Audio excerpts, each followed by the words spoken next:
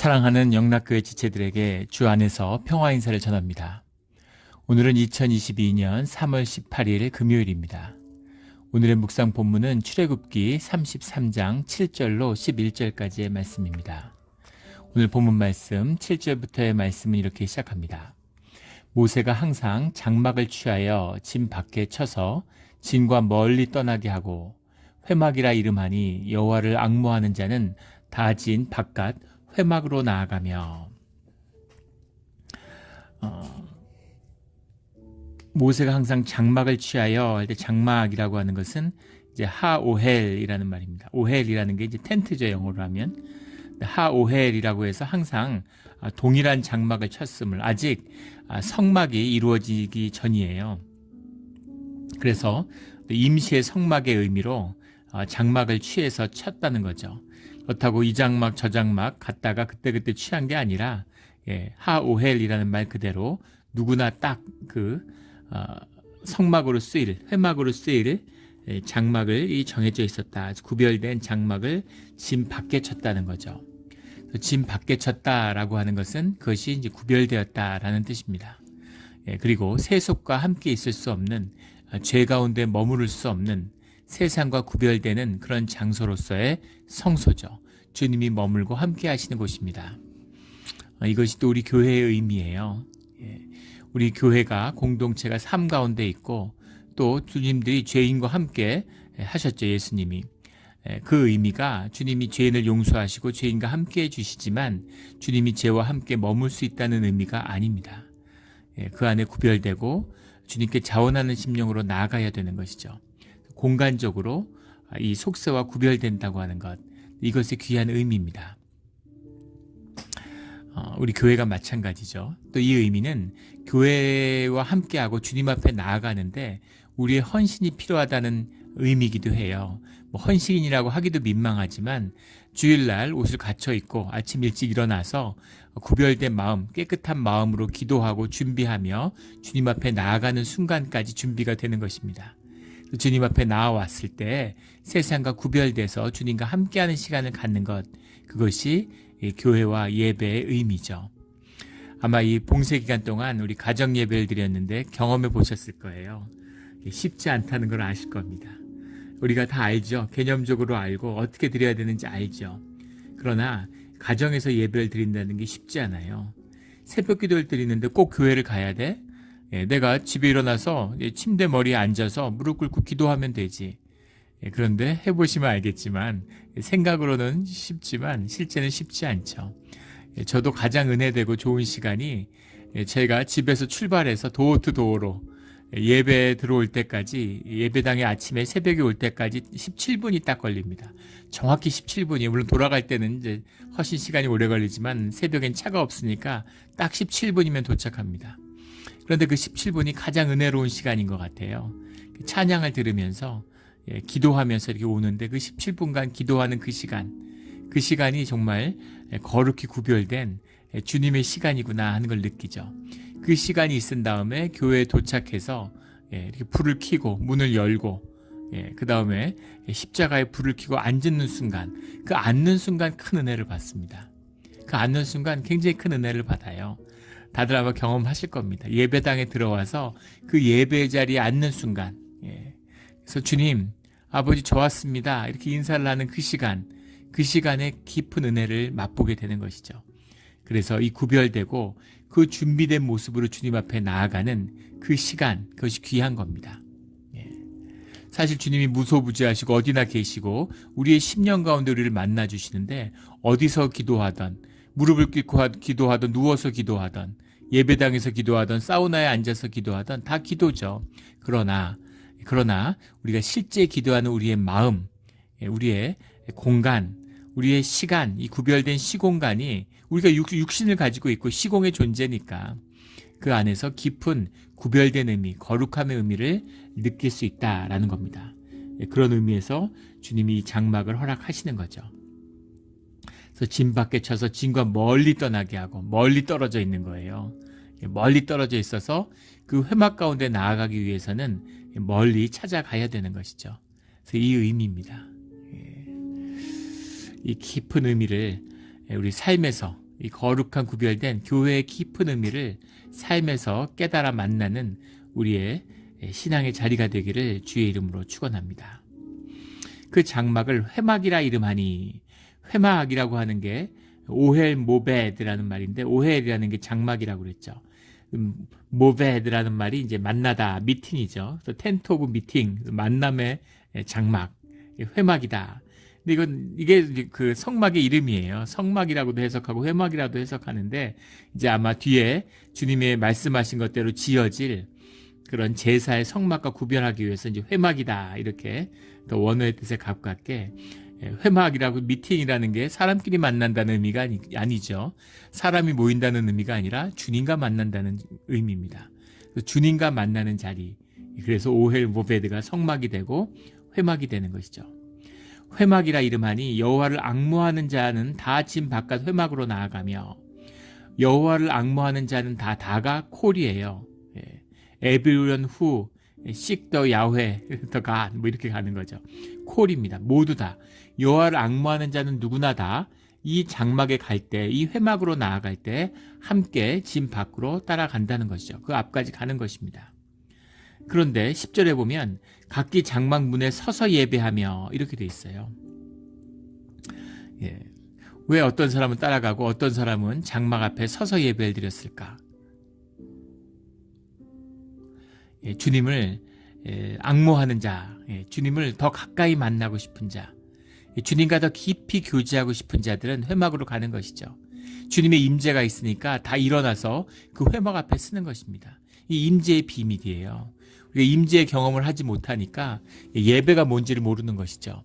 주님의 임재가 있으면 주님의 피조물은 주님을 경배하게 되어 있습니다. 주님 앞에 경배한다라고 하는 말, 예배한다라고 하는 말이 베히시타 카브누라는 말인데, 이 말이 그 우상을 숭배할 때 그 숭배하다라는 말과 같은 말이죠. 그러나 이것이 주님을 만나서 이게 절한다, 무릎 꿇고 절하는 것이에요. 무릎 꿇고 예배를 드렸죠. 그 예배 드릴 때 그 예배의 대상이 누구냐 하는 것이 중요한데, 이것을 내가 만든 신, 나를 위한 신, 우상을 숭배한다, 이런 의미에서는 아무 의미가 없는 것이지만, 주님을 예배하고 주님을 경배한다라고 하는 것은 우리 삶의 본질적인 것이죠. 그런데 그 본질적인 것이 예배의 의미가 뭐냐는 겁니다. 이것이 굉장히 중요한 의미예요. 삶이 예배인데, 우리 제가 예전에 알던 한 청년인데 정말 신실하고 뭐 선교에도 열심히 헌신되고 누구 못지않게 하나님을 섬기는 자입니다. 근데 교회를 나가지 않아요. 교회가 너무 타락하고 교회가 너무 부패해서 교회에 가면 교회에서는 주님의 임재를 느낄 수가 없다, 이렇게 얘기하는 거죠. 삶이 예배이기 때문에 예배를, 공예배를 드리지 않는다라고 얘기를 하는 거예요. 무슨 말인지 어떤 심정인지 120% 이해할 수 있습니다. 그러나 예배를 회복하고 주님을 앙모하는 자는 주의 제단 앞으로 나아가는 것이죠. 거짓된 예배를 드리라는 게 아니에요. 그거가 타협하라는 것이 아닙니다. 그러나 예배라는 것은 주님 앞에 공동체가 주님의 용서를 받고 하나 되었음을 고백하는 자리예요. 죄인들이 모이는 자리입니다. 죄의 자리이기 때문에 가지 못하겠다? 이거 물론 예배가 우상의 숭배가 되고 타락한 자리가 됐다는 건 다른 얘기겠지만, 우리가 예배의 자리를 회복해야 되는 거죠. 예배의 자리가 회복돼야 공동체가 회복되고 교회가 회복되고 땅이 회복되고 우리의 심령이 회복되고 우리의 삶이 회복되는 것입니다. 이것이 예배의 의미죠. 공예배의 의미입니다.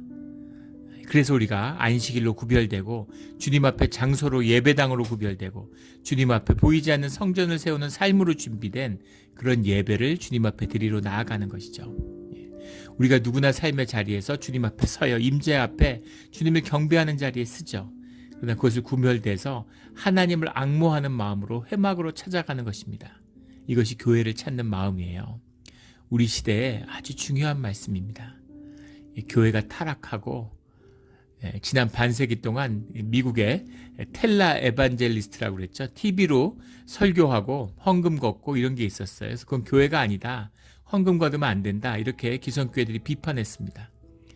그런데 코로나가 오고 팬데믹이 오니까 아무 그런 신학적인 성찰 없이 고민 없이 그냥 온라인 예배라는 걸 드렸어요. 온라인 예배가 어디 있습니까? 말도 안 되는 소리죠. 물론 공동체가 의미가 쓰고 함께 예배 드리고 싶은 마음으로 한다면 형식과 자리가 문제될 건 없습니다. 그러나 공적인 예배가 드리고 교회에서 예배를 드리는데 온라인 예배를 같이 드린다? 말도 안 되는 소리죠. 예배가 무엇입니까? 예배의 의미 자체를 훼손하고 있는 것이에요. 아니나 다를까 온라인 예배 드리는 교회들이 다 어렵습니다. 꼭 많이 모여야 돼요? 다 모여야 됩니까? 더 많이 모여야 돼요? 이런 거 아니잖아요. 진실하게 주님을 앙모하는 자들이 모여서 예배를 드리면 되는 거예요. 문 앞에 서 있든지 회막 앞에 모였든지 다 주님을 경배하는 것입니다. 그러나 주님 앞에 모이는 모임의 의미는 그것으로서 구별되어야 돼요. 이것이 주님께 드리는 참된 예배의 자리입니다.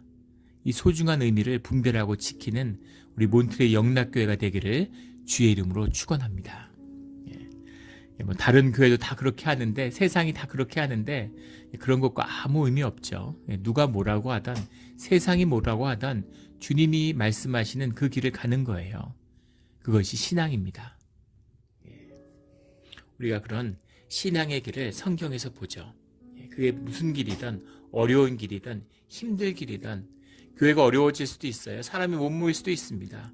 헌금이 안 거칠 수도 있죠. 그게 뭐가 문제예요? 아무 문제될 거 없습니다. 주님 앞에 진실한 가족으로 하늘 가족으로 공동체로 서서 주님과 화목하는 예배를 드리는 거예요. 그 귀한 의미를 놓치지 않는 보이지 않는 성전을 우리 가운데 세우는 이때가 되기를 주의 이름으로 축원합니다. 8절에 모세가 회막으로 나아갈 때는 백성이 다 일어나 자기 장막문에 서서 모세가 회막에 들어가기까지 바라보며 일어나라고 하는 의미가 일어나라고 하는 의미가 그 주님께 예배한다 이제 이런 의미죠. 일어나라는 게 이제 주님 앞에 일어나라는 말을 들으면 우리가 그 예배 때 일어나잖아요. 우리 그 그릭 정교회, 그 러시아 정교회 이런 데 예배당에 가서 예배를 드려보면 예배를 2시간, 3시간 하는데 계속 서서 드려요. 가끔 무릎 꿇을 때는 있지만 기도할 때는 무릎을 꿇지만 다 서서 기도합니다. 예전에 우리 오래된 교회들에 보면은 그 의자들 장의자 앞에 이제 그 무릎 꿇는 단이 있죠. 그래서 기도할 때는 무릎을 꿇고 기도를 하고 이제 그렇게 기도를 드렸습니다. 여기 예배 모습이 점점 이제 바뀌고 있는데 주님 앞에 일어나는 거죠. 그 핸델의 메사이아 그 공연할 때 보면 그 마지막 2부 마지막 곡이 이제 우리가 잘 아는 유명한 할렐루야죠. 할렐루야 마지막 장을 하는데 그때 모든 사람이 다 일어나요. 교회에서 하는 건 물론이고 극장에서 같은 데서 하는 메시아 그 핸델의 메사이아 공연을 해도 다 일어납니다. 그게 이제 관행이 된 것은 영국의 조지 2세 국왕이 영국에서 그 메사이아를 초연하는데 국왕이 그걸 듣다가 마지막 할렐루야를 하는데 일어났다는 거죠. 다들 당황하지 않겠어요? 왕이 일어나니까 신하들이 무슨 일인가 하고 왜 일어나시냐고 그러니까 그 조지 국왕이 조지 2세가 주님이 오셨는데 어떻게 종이 앉아서 주님을 맞느냐 이렇게 얘기했다는 거죠. 주님의 임재를 깊이 느낀 거죠. 주님의 영광을 느낀 겁니다. 그러니까 종된 자로서 주님 앞에 주인이 오시는데 종이 앉아서 주인을 맞이하는 종이 어디 있어요? 당연히 일어나는 것이죠. 일어나서 모세가 회막으로 들어가는 것을 바라본다라는 건 함께한다. 주님 앞으로 나아가야 되는데 주님 앞에 나아가면 죽잖아요. 그러니까 그를 대신해서 나아가는 중보자로 나아가고 있는 모세와 함께한다 하는 의미, 이것이 이제 일어난다라는 의미죠. 9절에 모세가 회막에 들어갈 때 구름 기둥이 내려 회막 문에 서며 여호와께서 모세와 말씀하시니 주님의 임재, 감격이 있었겠죠. 모두 일어날 수밖에 없었을 겁니다. 광야에서 처음 나와서 광야를 지나갈 때 광야를 하느님이 불기둥과 안개기둥으로 연기기둥으로 구름기둥으로 인도해 주셨죠. 그 구름기둥이라는 것은 주님의 임재라는 걸 다 알고 있습니다. 근데 시내산에 와서 구름기둥의 임재를 보지 못했죠. 그리고 지금 주님의 임재가 소멸한 곳 가운데서 그들이 어떻게 죄악에 빠져드는지 황금 송아지 숭배와 그 뒤끝이 어떤 것인지를 맛봤죠. 그리고 다시 구름 기둥이 내려오니까 이것이 주님과의 화해고 주님이 새로운 길을 열어주신다는 그런 징표로 받아들이게 되는 거죠. 그런 큰 감격을 아마 사람들이 다 느꼈을 것입니다. 함께하는 그 모습이죠. 예. 모세가 혼자 가서 집 밖에서 주님을 만나고 올 수도 있죠. 그러니까 모세가 우상이 되고 모세가 없으니까 모세를 대신해서 황금 송아지를 만들어요. 그래서 그 백성이 함께 주님을 만나는 그런 주님과의 임재, 주님의 임재와 영광을 함께 만나는 그런 자리를 모세가 원했겠죠. 그리고 주님이 그것을 허락해 주신 것입니다. 이것이 회막의 의미죠. 회막 가운데로 나아가는 겁니다. 10절에 모든 백성이 회막 문에 구름 기둥에 서 있는 것을 보고 다 일어나 각기 장막 문에 서서 예배하며, 예배한다라는 말, 주님을 섬긴다, 그런 이제 말이 이제 나오는 거죠. 함께 다 예배를 드리는 겁니다. 모세가 주님과 함께하는 그 시간에 주님을 경배하는 것이죠. 11절에 사람이 자기의 친구와 이야기함 같이 여호와께서는 모세와 대면하여 말씀하시며, 자기의 친구와 이야기함 같이라고 되어 있는데, 친구라고 하는 말, 친구라고 해석을 했는데, 친구라는 해석이 이제 레에후라는 말입니다. 레에후라는 말이 라아흐라는 말에서 왔는데, 라아흐라는 말은 정확히 얘기하면은, 이것도 물론 이제 뭐 친구라고 해석할 수도 있겠지만 더 정확히 얘기하면 이제 associate, 영어로 하면 협력자, 주님의 일을 하는 사람, 그런 이제 뜻이 들어 있어요. 이것과 이제 대비되는 것이 히브리서 이제 3장 5절에 보면 하나님의 온 집의 종이다, 이렇게 얘기했습니다. 히브리서 3장 5절에 아브라함이 하나님의 온 집의 종이다, 모든 집의 종이다, 이렇게 얘기했는데, 그게 테라폰이라는 말인데, 이 테라폰이라는 말이 라하라는 말과 통합니다. 신약에서는 이것을 종이라고 해석했는데, 또 종이라고 하기보다는 정말 어소시에이트 같은, 파트너 같은 그런 의미죠. 훨씬 종보다 높은 의미로 어떤 협력자, 뭐 친구도 되겠지만 동업자, 뭐 이런 뜻입니다. 이것이 레에흐라는 말의 이제 뜻이에요. 이것과 대비되는 뜻이 이사야서 41장 8절에 나오는, 또 창세기에도 나오는 나의 벗 아브라함이라고 하는 표현이죠. 주님이 나의 벗 아브라함이다, 이렇게 얘기하셨는데, 그게 오하비라는 말입니다. 이 오하비도 벗이니까 이건 벗이라고 해석했는데, 벗도 친구죠. 근데 이것은 이제 친구보다도 더 친밀한, 사실 뭐 이제 히브리어로 말하면 애인 같은 그런 아주 친밀한 관계, 그런 것이죠. 하나님과 함께 하는데, 함께 하는 단계가 있어요. 하나님의 종으로 만나고, 또 하나님의 자녀가 되고, 하나님과 형제와 친구가 되고, 그리고 궁극적으로는 하나님과 한 부부가 되는 것이죠. 부부의 혼인잔치의 비유, 어린 양의 혼인잔치, 주님이 신랑이 되고 우리가 거룩한 신부가 되는 부부다. 비유적, 다 비유적인 의미입니다. 주님과의 관계를 뭐라고 얘기할 수 있겠어요? 그러나 이것을 이제 비유적으로 이야기하는 것이죠. 그래서 그 관계가 더 깊어지고 더 자라나는 겁니다. 내가 주님을 만났어. 주님의 음성을 들어. 주님과 교제해. 근데 주님과 친구와 교제하는데 1년 교제하는 거, 10년 교제한 게 다르잖아요. 30년 교제한 게 다르죠. 갓 결혼한 부부와 30년 산 부부가 어떻게 같을 수가 있겠어요? 그 삶의 견고함, 진짜 부부라면, 삶을 함께 고민하며 고난 가운데 함께 자라났다면, 하나 되었다면, 그 삶, 부부가 함께 산 삶의 그 연륜이 얼마나 귀합니까?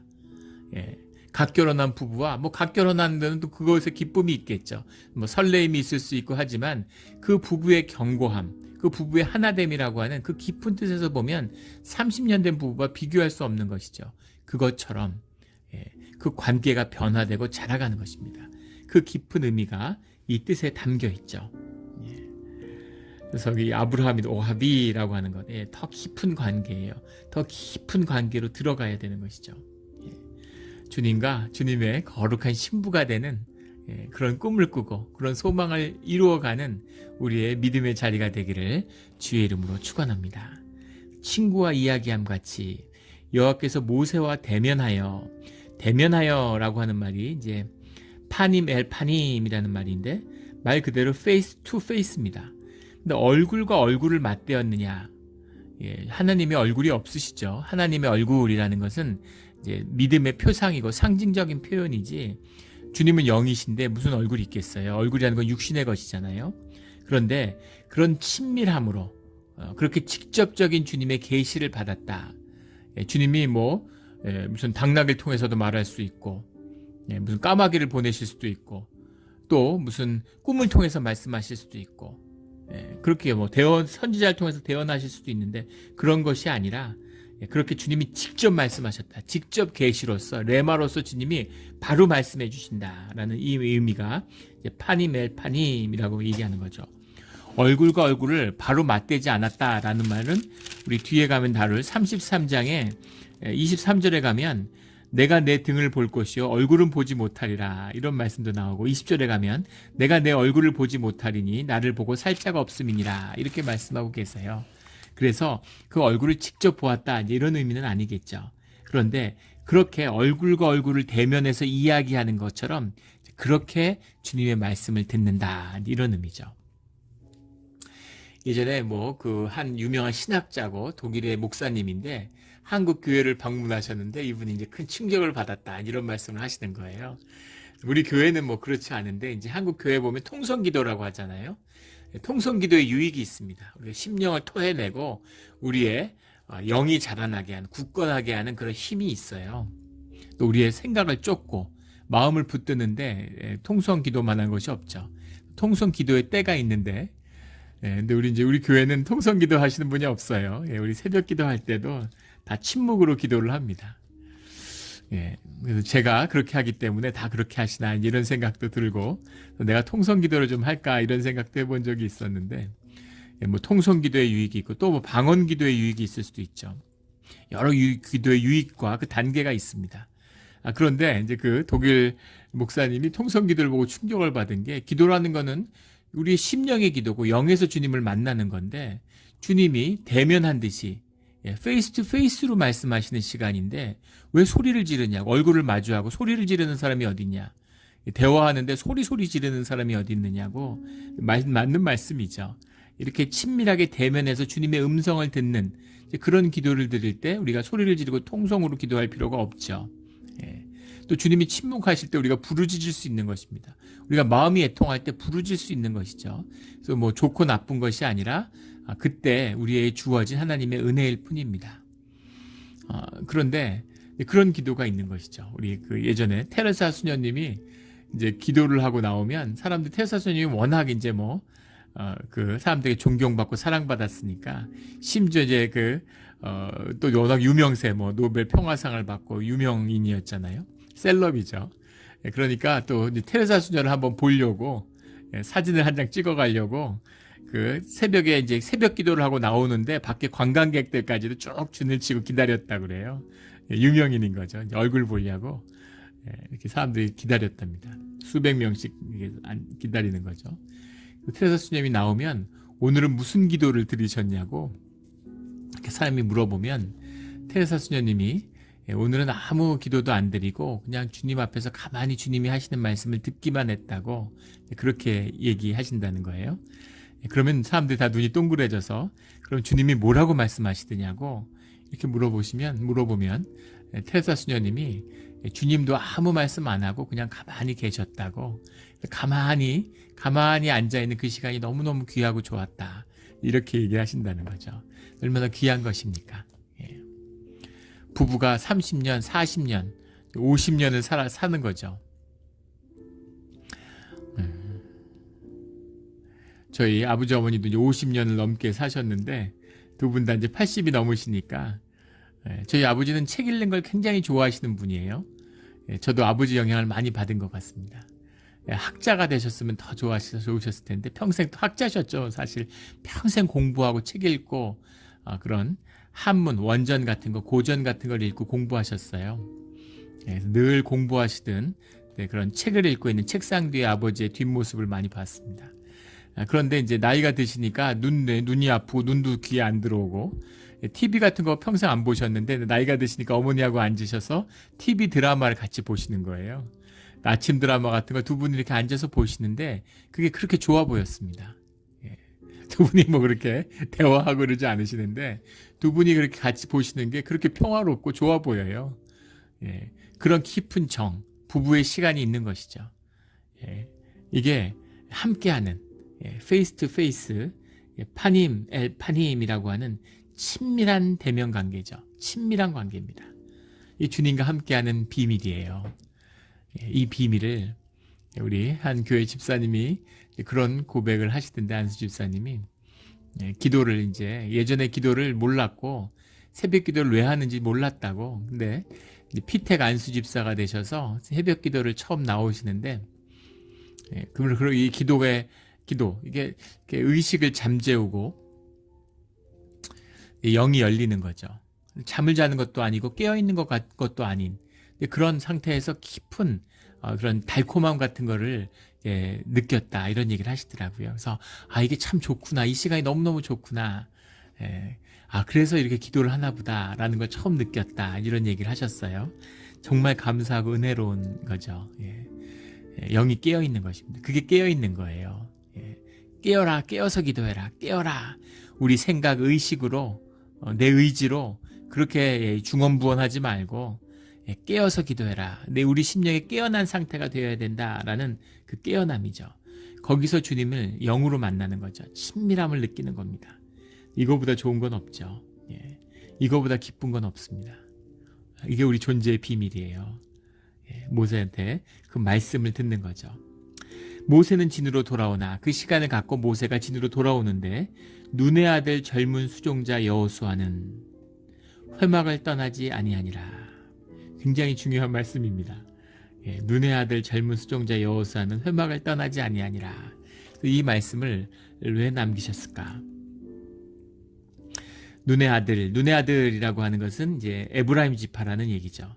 에브라임은 우리가 잘 알고 있는 것처럼 야곱의 12지파 중에서 르우벤이 원래는 육신으로는 맏아들이지만 우리 창세기 49장에 나오는 아버지의 침상을 더럽힘으로 르우벤이 장자의 직분을 잃어버렸죠.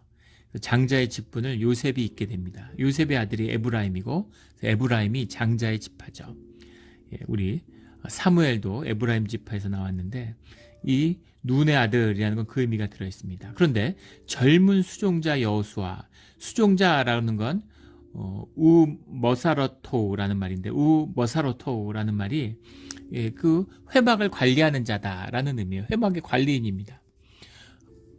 그러면 아론이 해야지 왜 여호수아가 하나? 아론은 황금 송아지 숭배로 이제 자숙의 시간을 갖고 있는 것이겠죠. 그래서 지금 회막에 나올 수가 없는 거예요.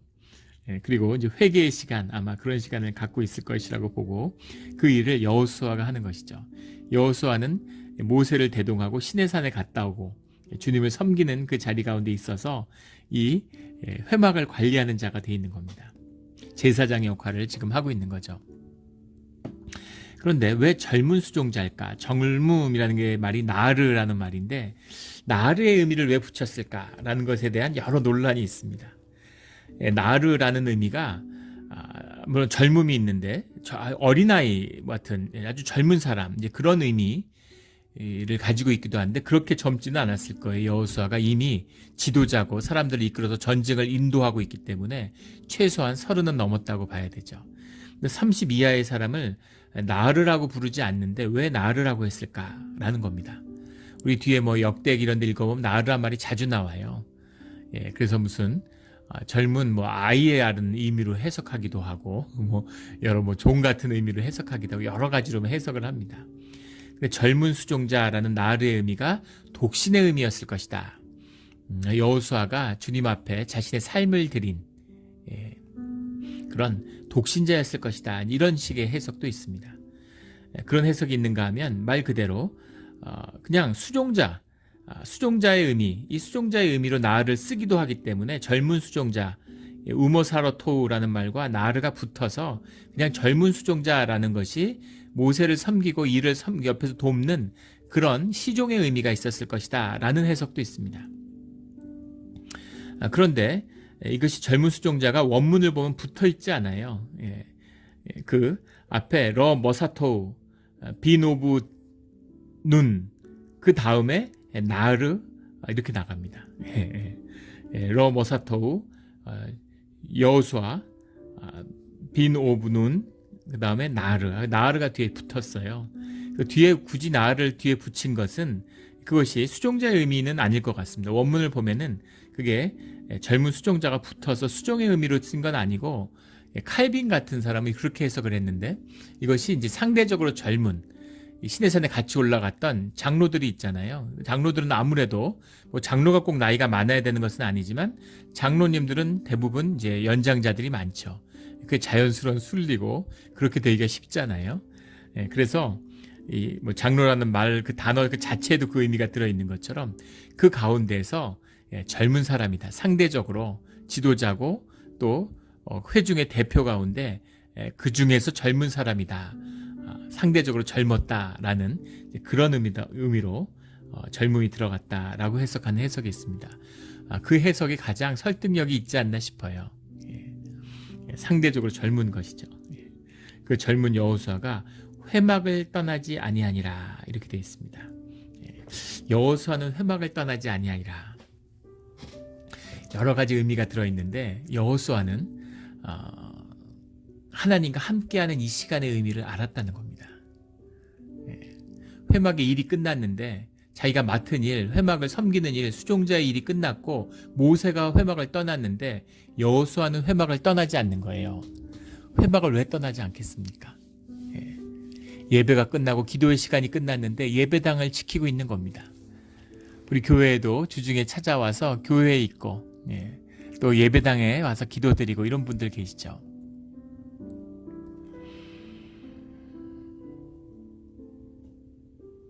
하나님과 함께하는 주님의 임재 가운데 머무는 그 기쁨을 아는 거예요. 이것이 신앙의 핵심입니다. 왜 여호수아가 모세를 이어서 이스라엘 민족의 지도자가 됐는가 하는 비밀이 여기 있는 것이죠. 지도력, 능력, 지혜,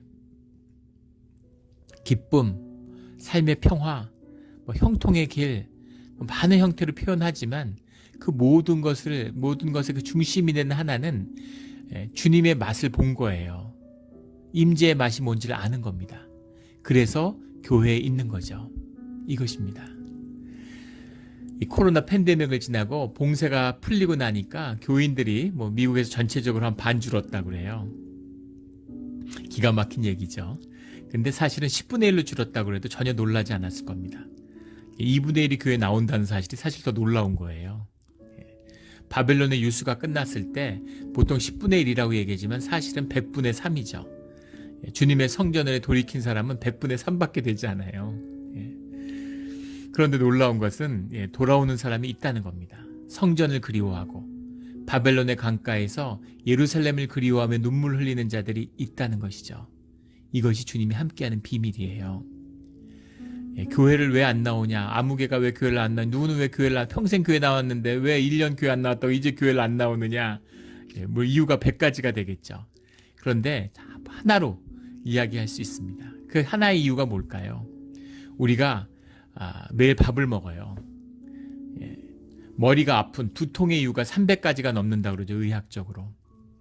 밥을 먹는데 밥을 먹는 이유가 뭐겠습니까? 밥을 먹지 않을 이유도 많이 있죠. 소화가 안 되고 찌뿌둥하고 다이어트 하려고 온갖 이유로 밥을 안 먹고 싶을 수 있습니다. 그러나 결국은 밥을 먹어요. 한 달 안 먹을 수 있겠죠.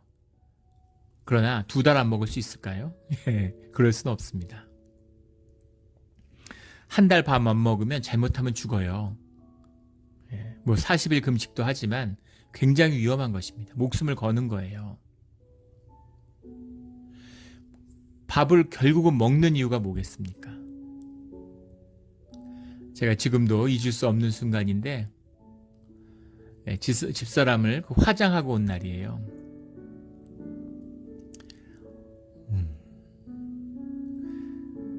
그 떠난 날도 충격이었는데 화장하는 날도 장례를 2번 한 것 같은 큰 충격이더라고요. 눈앞에서 불타는 걸 봤기 때문에 참담한 마음인데 밤에 하루 종일 밥을 못 먹었어요. 그러니까 배가 고파서 밤 늦게 밥을 먹었습니다. 근데 거기 밥이 맛있어요. 한 이틀 밥을 잘 못 먹었더니 밥이 얼마나 맛있는지. 근데 참 마음에 참담함이 이 밥이 넘어가는구나, 밥을 먹는구나, 이런 마음이 드는 거죠. 밥을 왜 먹겠습니까? 육신의 생명이 있기 때문에 살기 위해 먹는 것이죠. 먹어야 돼요. 육신의 생명이 있어서. 왜 예배를 드릴까요? 영의 생명이 있기 때문입니다. 말씀과 기도와 예배로 살아가는 오직 한 가지 이유는 우리의 영의 생명이, 심령의 생명이 살아있기 때문이에요. 심령이 살아있기 때문입니다. 그 이유 한 가지예요. 예배를 1년, 2년을 안 드리는데도 상관없다. 영이 죽은 겁니다. 예배를 안 드려도 살 수 있어. 아무렇지도 않아. 교회 안 다닌 지 3년 됐는데 안 다니니까 좋더라. 주일날 예배 안 드리고 그렇잖아요. 친구 만나고 뭐 강가 바닷가에서 자전거 타고 무슨 산에도 가고 가족끼리 무슨 야유회도 가고 장보러 가고 주말에 영화도 한 편 보고 얼마나 좋아요. 얼마나 좋습니까? 안 다니니까 너무 좋더라. 뭐 이유가 수백 가지 될 수 있겠죠. 뭐 누구 때문에 안 온다, 뭐가 어때서 안 온다. 근데 그런 것들은 다 만들어내는, 생각이 만들어내는 이유일 뿐입니다. 오직 한 가지 이유, 교회를 다니지 않는 오직 한 가지 이유는 영의 생명, 주님의 보혈로 구해주신 그 영의 생명을 죽었기 때문입니다. 그거 하나예요. 정말 비통하고 가슴 아픈 이야기죠. 여기 나오는 여호수아는 회막을 떠나지 아니하니라. 주님의 임재가 있는 곳, 주님의 말씀이 있는 곳을 떠나지 않는 거죠. 이거 예전에 뭐 수없이 나누었던, 여러 번 나누었던 얘기를 다 기억하실 겁니다. 제가 영국에 유학할 때 그 영국에서 여우사냥, 토끼사냥 이런 거 엄청 많이 해요.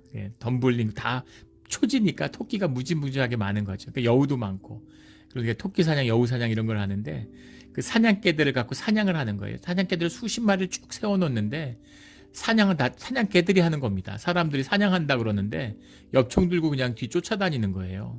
그래서 개들이 다 쫓아다니면서 사냥을 하는데, 근데 뭐 포인터 정도 있고 테리어 정도 있고 뭐 사냥개 종이 수십 종이죠. 그런데 제가 이제 물어봤어요. 사냥꾼한테 어떤 사냥개가 최고의 사냥개냐고. 저는 어떤 종인지가 궁금했던 겁니다. 사실은. 근데 그 사냥꾼이 의외의 대답을 하더라고요. 토끼 맛을 본 사냥개다, 이렇게 얘기하는 거예요. 토끼 맛을 본 사냥개. 토끼 맛을 본 사냥개는 토끼 잡으면 토끼 그 사냥개한테 주잖아요. 그거를 맛을 본 사냥개는 끝까지 간다는 거예요. 토끼를 잡을 때까지 절대 돌아오지 않는다는 겁니다. 그런데 아무리 훈련받고 뭐 아무리 종이 좋고 뭐 그런 개라도 토끼 멋을 안 본 사냥개는 돌아온다는 겁니다. 영국의 날씨가 얼마나 안 좋아요. 계속 안개 끼고 비 내리고 냄새도 잘 안 나고, 비가 내리면 춥고 막 바람 불고 안개 껴서 앞도 잘 보이지 않고 냄새도 잘 안 나고, 또 쫓아가다 보면 회의에 빠지는 거죠. 사냥개가 주인이 날 따라오나, 내가 길을 잃은 건 아닌가, 토끼를 이미 놓쳐서 못 잡는 거 아닌가, 굴에 들어간 거 아닌가, 이제 생각이 많아져서 사냥개가 돌아오는 것이죠. 토끼 맛을 본 사냥개는 끝까지, 토끼를 잡을 때까지 끝까지 간다는 겁니다. 이것이 사냥개의 비밀인 것이죠. 신앙의 비밀은 뭘까요? 신앙의 비밀은 주님의 맛을 보는 거예요. 말씀의 맛을, 기도의 맛을, 예배의 맛을 보는 겁니다.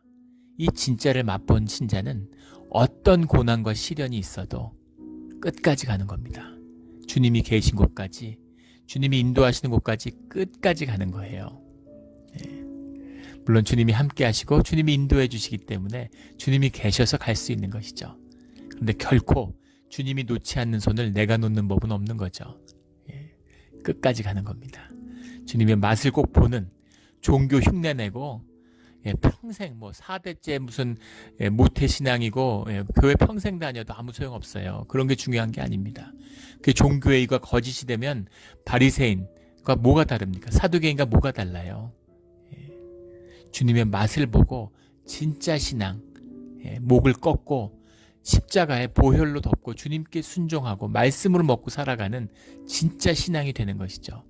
그러면 하늘의 복이 맛보며 살아가게 되는 것입니다. 우리 그런 그 맛을 보고 맛을 따라가는 살아있는 진짜 신앙인, 진짜 교회, 우리 몬트레이 영락 공동체가 되기를 예수 그리스도 이름으로 축원합니다. 아멘. 함께 기도드리겠습니다. 하나님 아버지 감사합니다. 귀한 말씀 주시고 보이지 않는 성전의 의미를 말씀하여 주시니 감사합니다. 주님, 회막을 떠나지 않는 여호수아처럼 늘 주님 앞에 머무는 우리 모두가 되게 하여 주시옵소서. 그런 오늘 하루가 되기를 소원합니다. 감사드리며 예수 그리스도 이름으로 기도드렸습니다. 아멘.